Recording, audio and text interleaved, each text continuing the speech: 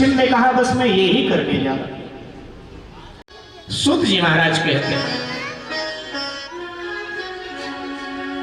कि परीक्षित में सभी प्रकार की शुद्धियां मौजूद हैं। कैसे? बोले परीक्षित में मातृ शुद्धि है, उसकी मां शुद्ध है, उत्तरा विशुद्ध जीवन है उसका, मातृ शुद्धि है।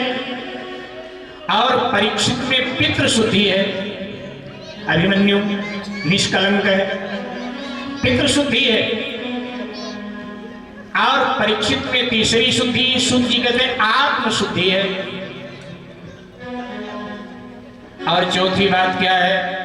तो सूत जी कहते तीव्रेण भक्ति योगे योगेन, तीव्रेण भक्ति योगेन यजते पुरुषं परम। परीक्षित में तीव्र भक्ति है। तीव्र भक्ति जिनमें होता है वो तीव्र त्याग करता है। जैसे कलयुग में मीरा जी का त्याग कितना तीव्र था। मीरा जी का त्याग बड़ा तीव्र था। केवल प्रेम ही नहीं था मीरा जी में, प्रेम तो भरा ही है मीरा में, लेकिन मीरा में त्याग भी कितना है। बचपन से तो त्यागती आ रही है मीरा तो नजदीक है ना हमारे आपकी, क्योंकि 500 वर्ष पहले, परीक्षित तो 5,500 वर्ष पहले, लेकिन मीरा 500 वर्ष पहले की है। तो बचपन से मीरा त्यागती ही तो आ रही है। तो मीरा में भी तीव्र भक्ति थी। जिनमें तीव्र भक्ति होती है वो तीव्र त्याग कर देते हैं, एक झटके में त्याग देते हैं, फिर उधर मुड़कर देखते नहीं। तो सूत जी ने कहा तीव्रेण भक्ति योगेन यजते पुरुषं परम। तीव्र भक्ति थी। तो आ गए गंगा के किनारे सुखताल नाम की पावन भूमि। आप में से बहुत लोगों ने वहां जाकर उस भूमि का दर्शन किया। मुझे भी 4 बार सौभाग्य मिला वहां कथा गाने का। 3 बार भागवत गाई वहां हमने सुखदेव जी के आश्रम में, और 1 बार राम कथा गाई। 4 बार मुझे भी अवसर मिला वहां कथा गाने का। वो वट वृक्ष आज भी मौजूद है, 5,500 वर्ष पुराना, और इस घटना का गवाह बना हुआ। तुम मेरे भाई बहन वहां पहुंच गए। कणव, कात्यायन, जावाल, वशिष्ठ, नारद, वाल्मीकि, विश्वामित्र, देवल, पाराशर, व्यास मौजूद थे वहां। परीक्षित ने जाकर साष्टांग दंडवत किया और अपनी समस्या रखी। महाराज 7 दिन मेरे पास हैं, 7 दिन में मेरा कल्याण हो, ऐसा कोई कल्याणकारी उपाय मेरे लिए कहो। तो सबने कहा राजन 7 दिन में तो कुछ हो नहीं सकता है, बहुत कम है 7 दिन। 7 दिन में कुछ होने वाला नहीं। किसी ने कहा 1000 वर्ष तप करें तो कहीं इस पाप से छूटोगे। किसी ने जब बताया, किसी ने कुछ, किसी ने कुछ। बोले 7 दिन में कुछ नहीं हो सकता राजन, बहुत कम समय। परीक्षित उदास हुई, संसार के प्रति निराश हुई, जो आशा थी टूट गई। अचानक परीक्षित को परमात्मा की याद आई। मां ने जो वाक्य बताया था उन्हें बड़ा होने पर वो याद आया कि अरे जब मैं गर्भ में था तो मेरी मां उत्तरा ने मुझे बताया था कि स्वस्थामा के ब्रह्मास्त्र से मेरी रक्षा भगवान श्री कृष्ण ने किया था। तो जब गर्भ में उन्होंने मेरी रक्षा किया था, मेरा पालन किया, तो अब भी वही मेरी रक्षा करेंगे। और तो सबने हाथ खड़े कर लिए। और मेरे भाई बहन, गर्भ में परीक्षित की रक्षा तो भगवान ने किया ही था, हम सबकी रक्षा भी गर्भ में भगवान ही करते। कितनी छोटी सी जगह होती है जहां हम लोग उल्टे लटके हुए थे। हर जीव उल्टा लटका हो, पांव ऊपर सर नीचे, और वहां भी भगवान हमारा पालन करता। जीव के मुख के ऊपर भागवत में वर्णित है कि जीव के, और विज्ञान भी इस बात को कहता है, जो भागवत में वर्णित है इस बात को विज्ञान भी तो कहता है। आज तो सब देख सकते हैं ना, अल्ट्रासाउंड में सब दिखाई देता बच्चा कैसे लटक रहा है गर्भ।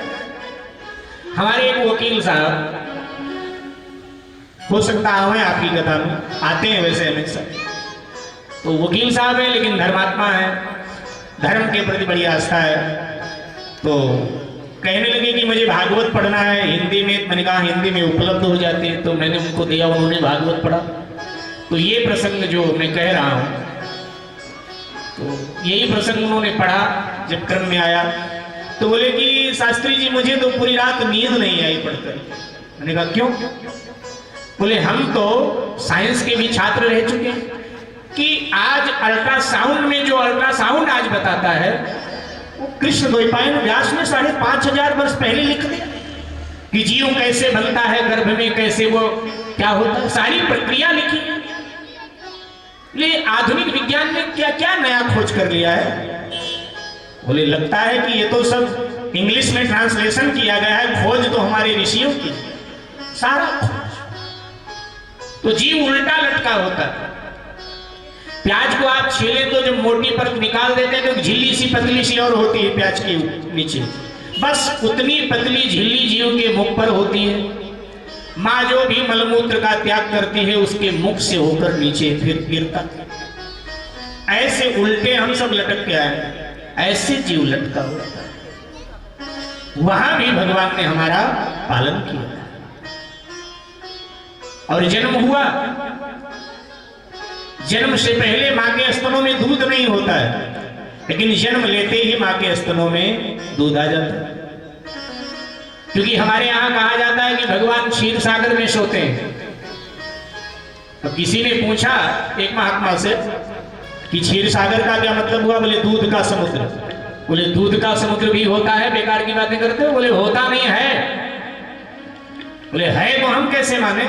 तुम्हारे पुराणों में तो लिखा है भागवत में कि क्षीर सागर में सोते हैं तुम्हारे भगवान, लेकिन हम कैसे माने कि दूध का सागर है? तो महात्मा जी ने कहा भैया बकरी हो, गाय हो, भैंस हो, मनुष्य हो, जो हो, जब तक वो बच्चे को जन्म नहीं देती तब तक उसके स्तनों में दूध नहीं आता है। और जैसे वो बच्चे को जन्म दे देती है उसके स्तनों में दूध आ जाता है और तब तक दूध बना रहता है जब तक बच्चा दूध पीता है। दूध पीने की उम्र जैसे खत्म हो जाती है मां के स्तनों में दूध आना बंद हो जाता है। जब दोबारा फिर वो मां बनती है तो फिर उसके स्तनों में दूध आ जाता है। ये कहां से आता है? ये वहीं से आता है। वो अंतर्यामी परमात्मा क्षीर सागर से उस मां के कनेक्शन को जोड़ देता है, दूध की सप्लाई होने लगती है। और जब परमात्मा देखता है कि बच्चे को दूध की जरूरत नहीं रही तो फिर सप्लाई काट देता है। फिर जब वो मां बनती है फिर दोबारा जोड़ देता है, फिर सप्लाई होने लगती है। क्षीर सागर है साहब। मेरे भाई बहन सबने कहा कि भाई 7 दिन में तो कुछ नहीं हो सकता। तो परीक्षित को याद परमात्मा प्रभु तब आपने मेरी रक्षा किया था अश्वस्थामा के ब्रह्मास्त्र से, अब इस घोर कलयुग से मेरी रक्षा कीजिए, मेरा कल्याण हो ऐसा कोई रास्ता बताइए। भगवान को पुकारा परीक्षित ने।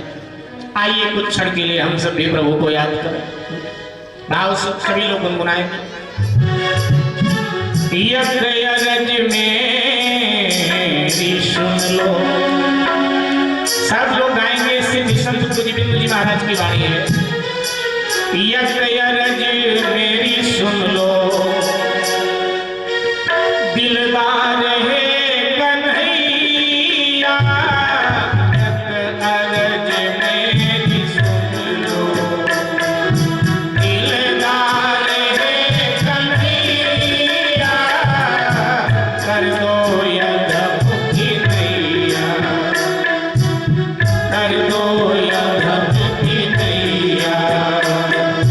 भव पार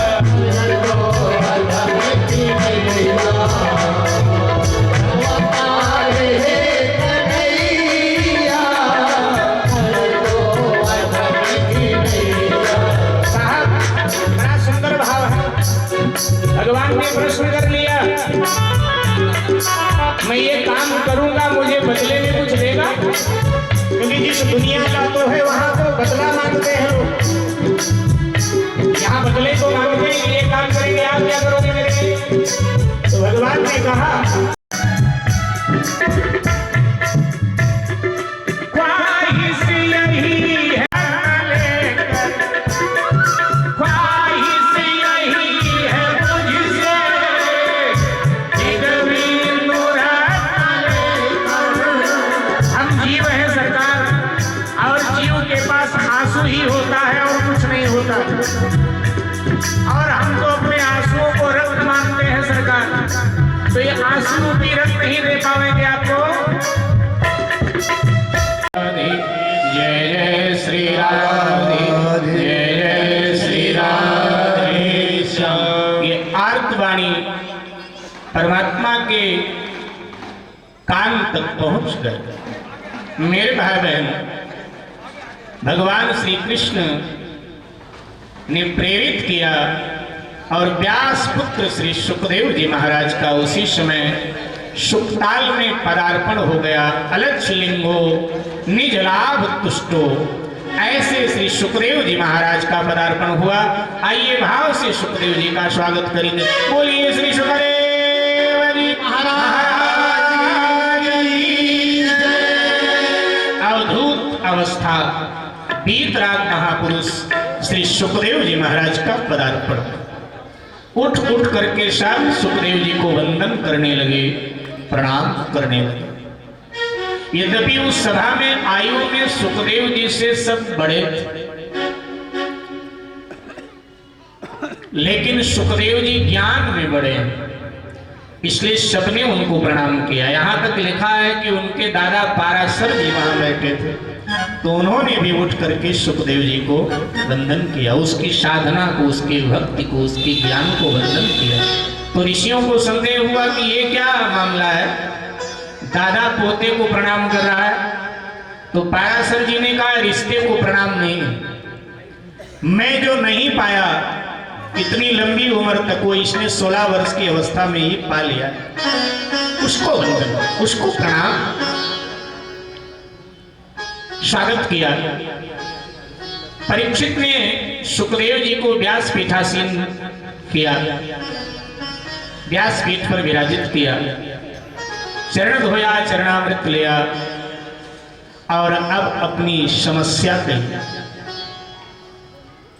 सुखदेव जी ने परीक्षित को शिष्यत्व प्रदान कर दिया। आज से तू मेरा शिष्य है। हम लोग शिष्य नहीं बनते, हम तो गुरु बनाते हैं। कहते नहीं हमने फला महापुरुष को गुरु बनाया। अरे हम कौन होते उनको गुरु बनाने वाले? तो गुरु थे ही, हम उनके शिष्य बने।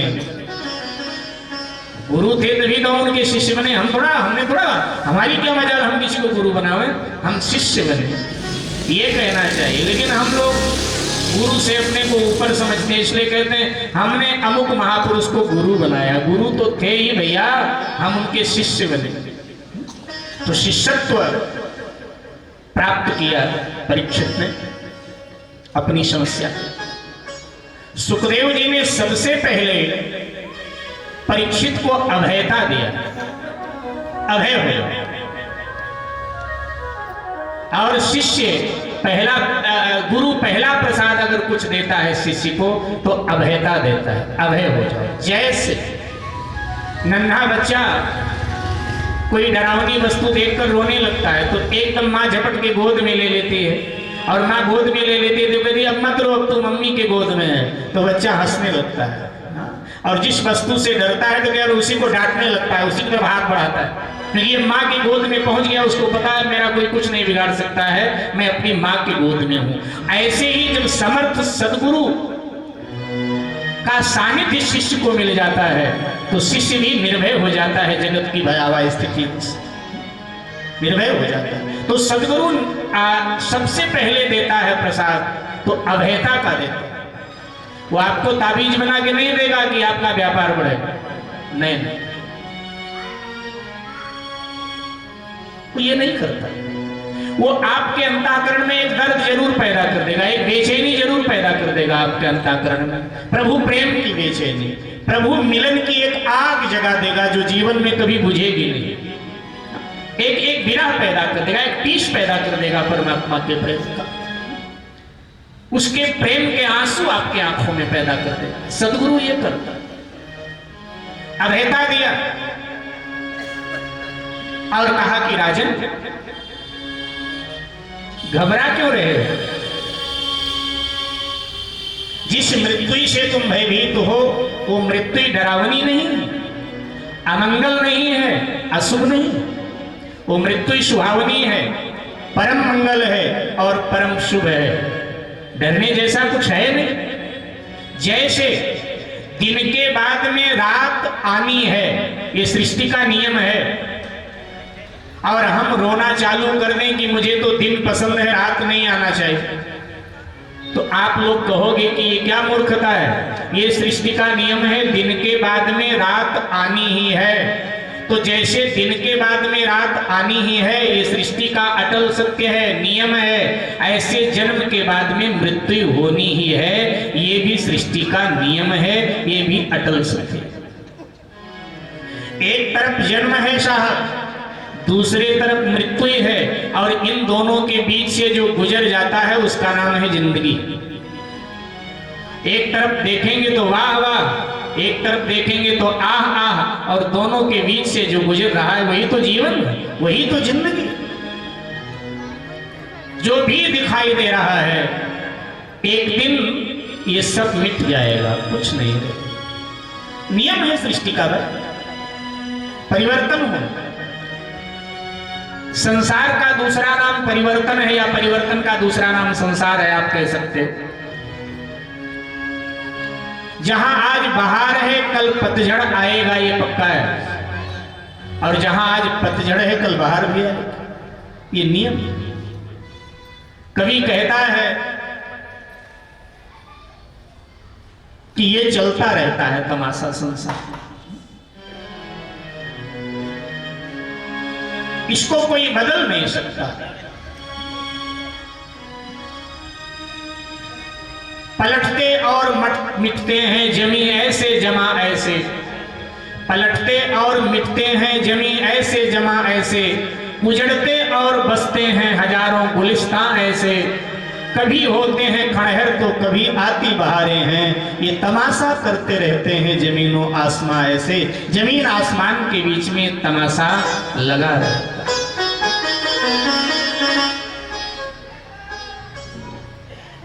इसलिए मृत्यु से घबराना कैसा, भय कैसा। मैथिली शरण गुप्त जी एक तो बड़े अच्छे कवि हुए, राष्ट्र कवि थे मैथिली शरण गुप्त जी। तो मैथिली शरण गुप्त जी की बड़ी सुंदर पंक्तियां हैं, शायद आप सबको याद हो। बड़ी सुंदर परिभाषा उन्होंने भी मृत्यु की दिया, मैथिली शरण जी ने। मैथिली शरण गुप्त जी लिखते हैं कि विचार लो न मृत्यु है, न मृत्यु से डरो कभी मरो, परंतु यो मरो की याद तो करें सभी। उसी उदार की कथा सरस्वती बखानती, उसी उदार से धरा कृतार्थ भाव मानती। विचार लो न मृत्यु है, न मृत्यु से डरो कभी मरो, परंतु यो मरो की याद तो करें सभी। मृत्यु दो प्रकार की होती, अमंगल मृत्यु, मंगलमय मृत्यु। अगर हम वशिष्ठ जी की भाषा बोले, रामचरितमानस में जो वशिष्ठ जी बोले हैं, तो वशिष्ठ जी भी यही बात बोल रहे हैं, भाषा थोड़ी और है। वो कहते हैं मृत्यु दो प्रकार की होती, सोचनीय और शोकनीय। हम ऐसी मौत मरे शोकनीय हो लेकिन सोचनीय ना हो, माने मंगल में हो। हमारे मौत के बाद लोग शोक करें लेकिन सोच न करें। मृत्यु मंगल में हम मरे, जब मरे। मरना तो है, जो घटना निश्चित रूप से घटित होनी है उसके लिए भय नहीं होना चाहिए, तैयारी होनी चाहिए। जो तैयारी करके जाते हैं उनकी मृत्यु मंगलमय होती है। बिना सोचे समझे, बिना तैयारी किए मर जाएंगे, फिर तो अमंगल होगा ही, फिर तो डरावनी होगी, फिर तो अशुभ हो जाएगी मौत। लेकिन जो सोच समझकर थोड़ा तैयारी करते हैं। अब कई लोग कहते हैं कि मरने की भी तैयारी होती है क्या? हाँ, शास्त्र कहता है होती है, हम करते नहीं वो अलग बात है, लेकिन होती है तैयारी। एक बात बताऊं मैं, आपको दिल्ली से लखनऊ जाना है, कोई आपके रिश्तेदार वहां रहते हैं और उन्होंने टेलीफोन किया है आपके पास कि जी बसंत पंचमी को शादी है बेटी की, तो अभी से आप तैयारी बनाने लगते हैं, कपड़ा उपड़ा अटैची में रखने लगते हैं, लिफाफे तैयार करने लगते हैं, ये देना ये लेना, थोड़ा पहले ये सब तैयार रखें, रिजर्वेशन भी करवा लेते हैं। लेकिन तब तक कई बार फोन आ जाता है कि बसंत पंचमी को नहीं, अब तो अक्षय तृतीया को पंडित जी ने बढ़िया मुहूर्त निकाला है, बैसाख में मौसम भी थोड़ा सही हो जाएगा। आप कहते हैं चलो हमने तो तैयारी कर रखी थी, ठीक है कैंसिल करा लेते हैं। माने ये संसार की यात्रा अपने हाथ में है, लेकिन हम पहले तैयारी करते हैं। लेकिन आश्चर्य है कि हमारी जो अंतिम यात्रा है उसकी तिथि कब से निश्चित है, लेकिन हम उसकी कोई तैयारी करते ही नहीं। ध्यान देंगे, महाभारत का प्रसंग है। जिस समय कौरवों ने पांडवों को 12 वर्ष का वनवास और 1 वर्ष का अज्ञातवास दे दिया, तो कटाक्ष राज जो पाकिस्तान में है, तो कटाक्ष राज तीर्थ के जंगलों में ये रह रहे थे पांचों। आज रात में प्यास लगी युधिष्ठिर को, तो कहा भाई कैसे पानी ला, तो अर्जुन भीम ने लोटा उठाया, पानी के लिए निकला। एक सरोवर था, जब पानी लेने जा रहा था आवाज आई, क्योंकि यक्ष का सरोवर था, कि पहले मेरे 7 प्रश्नों का उत्तर दे और फिर पानी ले। अगर बिना उत्तर दिए पानी लेगा तो बेहोश हो जाएगा। भीम ने कहा प्रश्न करो, तो उसने क्रम से 7 प्रश्न किए, लेकिन 7 का हिसाब, 1 प्रश्न का उत्तर नहीं दे पाए। अब अड़ियल स्वभाव के तो थे, जबरदस्ती पानी लेने लगे, बेहोश होकर गिर पड़े। और जब आए नहीं तो भीम को जब देर हुई तो युधिष्ठिर ने अर्जुन को भेजा। अर्जुन आए तो उनका भी वही हाल हुआ, क्रम से नकुल सहदेव आए, उनका भी वही हाल हुआ। और जब चारों नहीं लौटे तो भाभी अनहोनी से युधिष्ठिर कांप उठे। युधिष्ठिर ने कहा मैं स्वयं जाता हूं। और युधिष्ठिर महाराज आए तो देखा चारों बेहोश पड़े, देखा सरोवर है, सोचा कि जल आदि लेकर छींटा मारूं मुंह पे, तो जल लेने जा रहे थे, फिर वही आवाज। युधिष्ठिर तो विद्वान पुरुष थे, बोले कौन हो तुम महापुरुष? उसने कहा मैं यक्षराज हूं, ये मेरा सरोवर, मेरे प्रश्नों का उत्तर। तो उसने क्रम से 7 प्रश्न किए और युधिष्ठिर महाराज ने 7 प्रश्नों का उत्तर दिया। यक्ष संतुष्ट हुआ। उनमें जो अंतिम और 7वां प्रश्न है हमारे आपको याद रखने लायक, हमारे आपके मतलब का। अंतिम 7वां प्रश्न यक्षराज ने पूछा कि युधिष्ठिर ये बताओ कि दुनिया का सबसे बड़ा आश्चर्य क्या है? युधिष्ठिर जी ने कहा यक्षराज दुनिया का सबसे बड़ा आश्चर्य यह है कि जब से सृष्टि बनी तब से न जाने कितने चले गए दुनिया छोड़कर, और न जाने कितने जा रहे हैं, फिर भी देखने वाला बेखबर है, वो अपने जाने की तैयारी करता ही नहीं है कि मुझे भी बढ़िया बिस्तर थोड़ा बांधना चाहिए, अब तो जाना है। ये सबसे बड़ा आश्चर्य।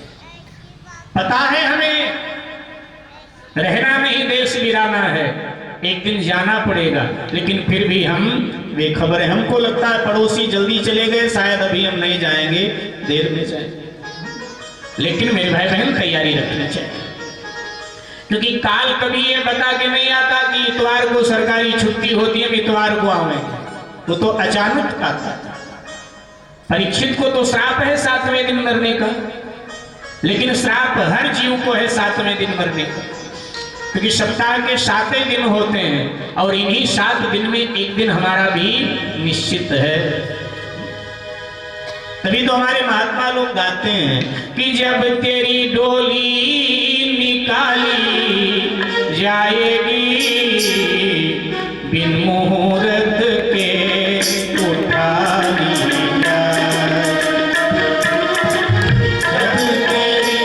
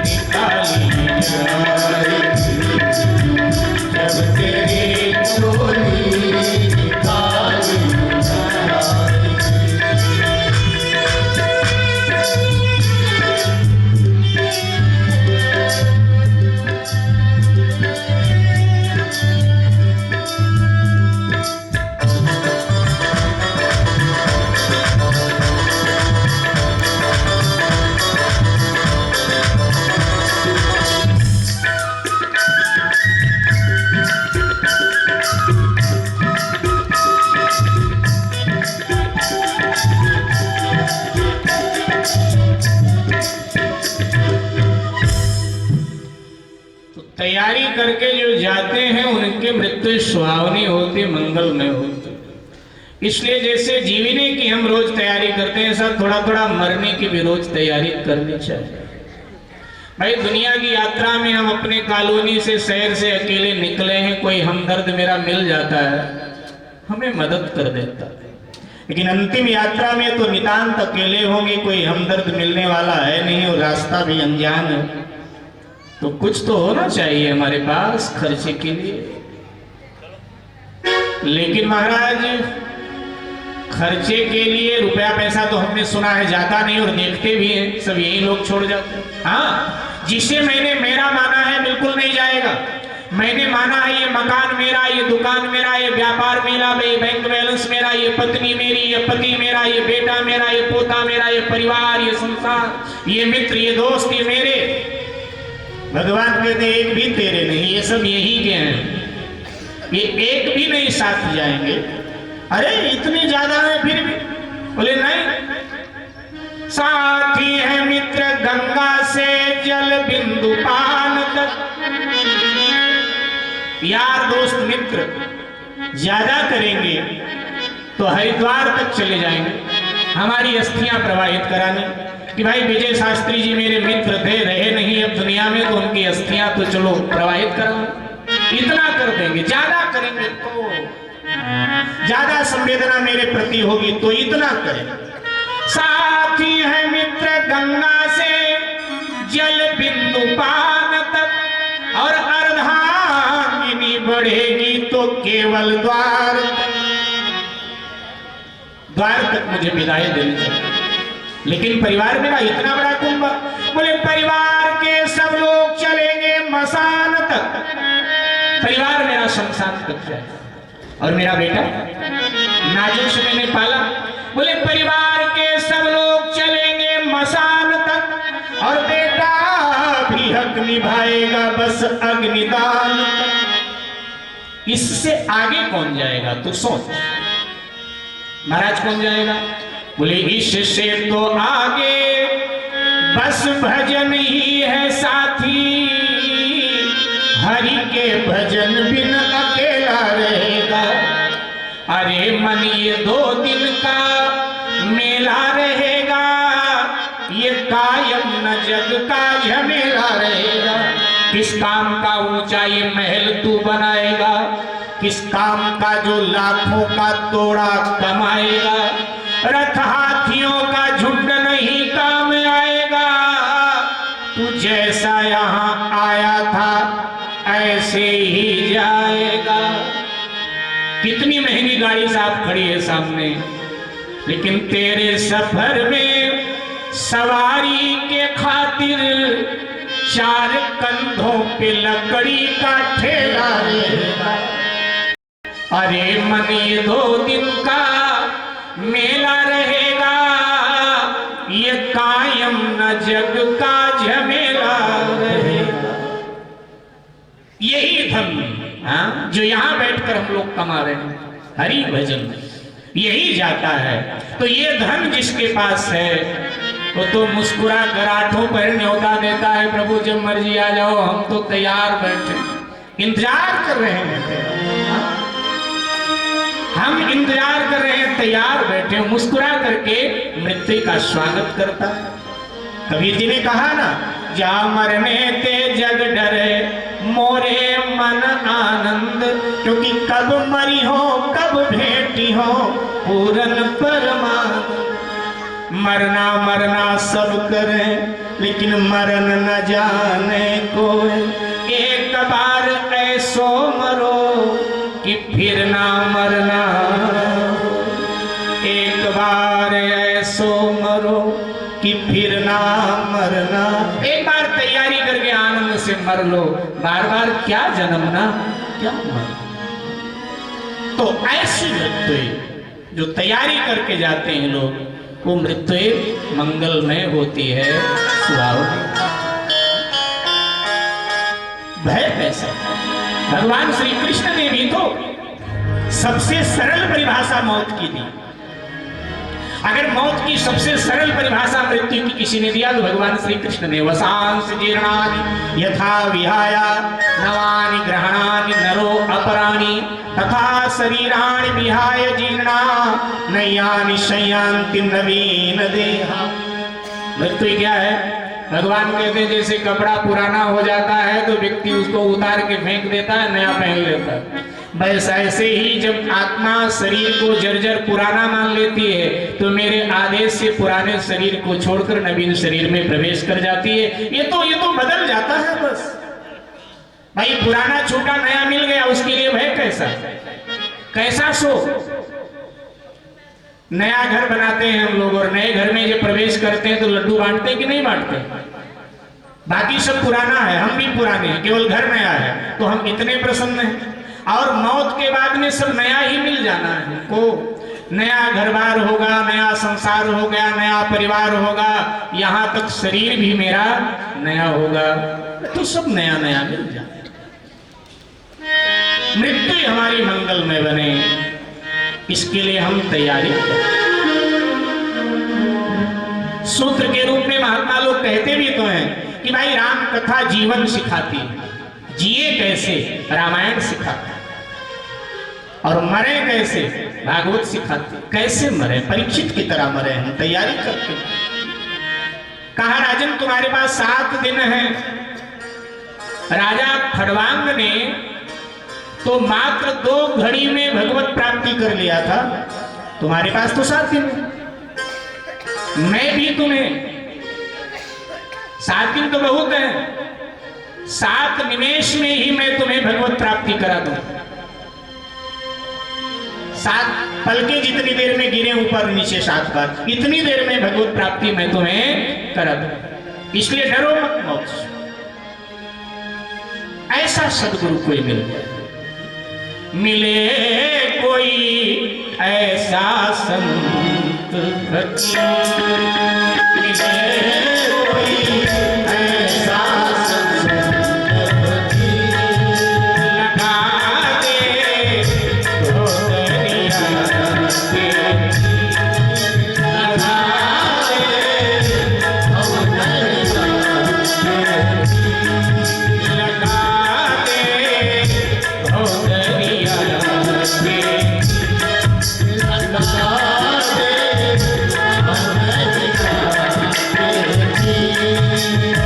लगा दे तो दरिया के, लगा दे तो दरिया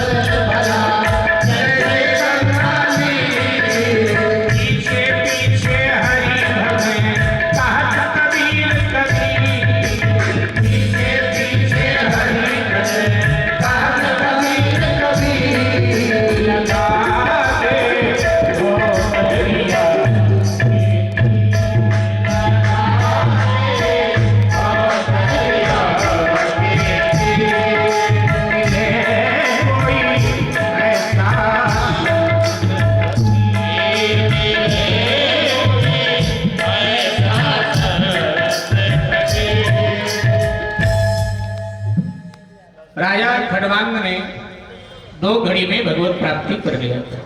छोटा सा प्रसंग सुनाया। राजन, सूर्यवंश अयोध्या में खड़वांग नाम का एक प्रतापी राजा हुआ। एक बार देवासुर संग्राम हुआ, देवता युद्ध हार गए। हारे देवता बृहस्पति जी के पास गए, युद्ध ये जीते कैसे? तो कहा अगर अयोध्या के महाराज खड़वांग तुम्हारी मदद करें देवताओं की, युद्ध जीत जाओ। तो देवता लोग अयोध्या राजा खड़वांग से सहायता मांगने आए। ध्यान दें, मानव लोक और मानव लोक में भारत भूमि की महिमा कितनी है यहीं से पता चलता है कि देवलोक के देवता मानव लोक के भारत भूमि के राजा खड़वांग से मदद मांगने आए। कैसे हमारे पूर्वज थे, देवताओं को भी उनके मदद की आवश्यकता पड़ती थी। तो अयोध्या नरेश खड़वांग के पास देवता है, बोले आप हमारी मदद करें। बोले हम आपकी क्या मदद कर सकते हैं? बोले नहीं, देवासुर संग्राम में आप अगर भाग लेंगे हमारी तरफ से हम विजयी होंगे। राजा खड़वांग ने कहा ठीक। देवासुर संग्राम पुनः प्रारंभ हुआ। राजा खड़वांग ने भीषण युद्ध करके दैत्यों को पराजित कर दिया। देवताओं को विजय श्री मिल गई। युद्ध लंबे दिनों तक चल। देवता प्रसन्न हुए। देवताओं ने कहा राजन, आपके मदद से मैंने विजय श्री पाई है, हम आपको कुछ भेंट उपहार देना चाहते हैं, आप जो मांगोगे आपको देंगे। राजा खड़वांग हंस पड़ा, बोला रघुवंशियों की आदत मांगने की नहीं, रघुवंशी तो देता है और वैसे भी ईश्वर की कृपा से सब कुछ है, तो मांगे क्या? हाँ, केवल एक जानकारी चाहते क्या, हमारी उम्र कितनी बची, आयु कितनी बची है? क्योंकि हम मनुष्य हम अपनी आयु जान नहीं सकते हैं। आप देवता हैं, आप सब जानते हैं कितनी आयु बची है हमारी। तो देवताओं ने कहा मात्र 4 घड़ी, बस 4 घड़ी। हाँ, बोले गजब, हमने अब तक सब किया लेकिन भगवान का भजन नहीं किया। 4 घड़ी बचा, मैं भगवान का भजन करना चाहूंगा। जाने से पहले मैं भगवान को याद करना चाहता हूं, भजन करना चाहता हूं, लेकिन 4 घड़ी। बोले हाँ, मुझे अति शीघ्र अयोध्या भेजो, इतनी कृपा करो। देवताओं ने विमान में बिठाया, विमान अयोध्या की ओर उड़ा। अब स्वर्ग से अयोध्या विमान पहुंचने में 2 घड़ी बीत गई, मात्र 2 घड़ी। सरजू के तट पर विमान उतरा। राजा खड़वांग ने कहा महल में नहीं जाऊंगा, यहीं उतार दे। राजा खड़वांग वहीं बैठ गया आसन लगाकर और मन को जगत से तोड़कर जगदीश में लगा दिया। मात्र 2 घड़ी में उसने भगवत प्राप्ति कर लिया। मात्र 2 घड़ी में भगवत प्राप्ति खड़वांग ने कर लिया और खड़वांग मृत्यु के पश्चात भगवत धाम पधार जाता। सुखदेव जी ने कहा कि राजन 7 दिन बहुत है, राजा खड़वांग ने तो 2 घड़ी में भगवत प्राप्ति कर लिया। जीवात्मा में भगवत प्राप्ति की इच्छा कितनी तीव्र है, इस पर निर्भर है भगवत प्राप्ति। अगर इच्छाएं तीव्र है तो अति शीघ्र भगवत प्राप्ति जीवात्मा को हो जाती है, और इच्छाएं तीव्र नहीं है तो फिर जीवन भर लगे रहो कहां भगवत प्राप्ति। 2 घड़ी में उसने भगवत प्राप्ति कर लिया था। राजा, तुम्हारे पास 7 दिन है, तुम्हारे 7 दिन का सदुपयोग हो, इसके लिए हम तुम्हें भगवान की कथा सुनावेंगे, माने भागवत सुनावेंगे। भागवत का अभिप्राय एक ये भी है जिसमें भक्तों की कथा है और थोड़ी भगवान की कथा। भागवत को जब पूरा आप ध्यानस्थ होकर पढ़ेंगे तो पाएंगे भक्तों की कथा ज्यादा है और भगवान की कथा कम, थोड़ी।